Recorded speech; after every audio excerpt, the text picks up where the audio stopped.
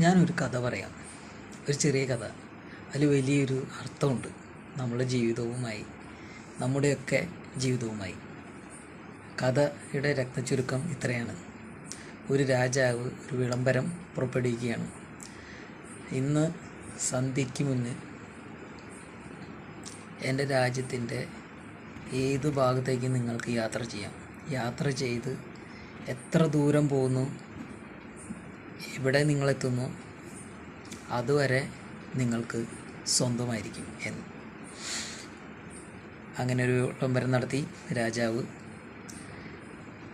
കുറച്ച് സമയത്തിനുള്ളിൽ പ്രജകളെല്ലാവരും പരക്കം പാച്ചിൽ തുടങ്ങി. ഓട്ടം, സ്ഥലങ്ങൾ വെട്ടിപ്പിടിക്കാനായിട്ടുള്ള മനുഷ്യൻ്റെ ആർത്തി. അങ്ങനെ സന്ധ്യയായി.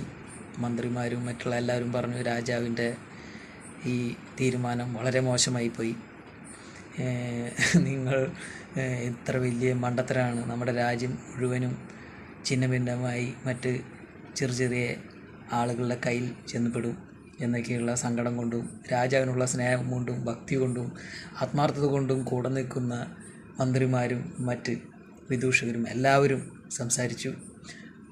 അവസാനം രാജാവ് ഒരു ചിരിച്ചിട്ട് പറഞ്ഞു, ആരും വരാൻ പോകുന്നില്ല എന്ന്. ഇതിൻ്റെ അർത്ഥം മനസ്സിലായോ? മനുഷ്യൻ്റെ ആർത്തി അതവനെ അവസാനത്തിൽ മരണത്തിലേ ചെന്നെത്തിക്കൂ എന്ന് ആ രാജാവിനറിയാമായിരുന്നു. അങ്ങനെ രാജാവ് പറഞ്ഞ സമയവും കഴിഞ്ഞു.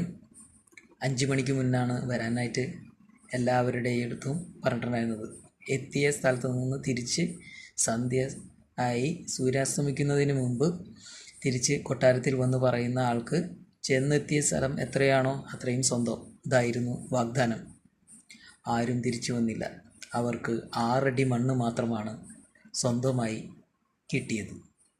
ഇതിൽ നിന്ന് വലിയൊരു ഗുണപാഠം നിങ്ങൾക്ക് അറിയാനുണ്ട്, പഠിക്കാനുണ്ട്. ഇന്നത്തെ തലമുറയ്ക്കും മുൻ തലമുറകൾക്കും എല്ലാവർക്കും ഇതൊരു പാഠമായിരുന്നു. അവസാനം അറിയുന്നത് മരണത്തിന് തൊട്ട് മുമ്പാണ്. അതുകൊണ്ട് അത്രയും വൈകിക്കരുത്. നമുക്ക് ജീവിതം ഒന്നേ ഉള്ളൂ, മറക്കരുത്.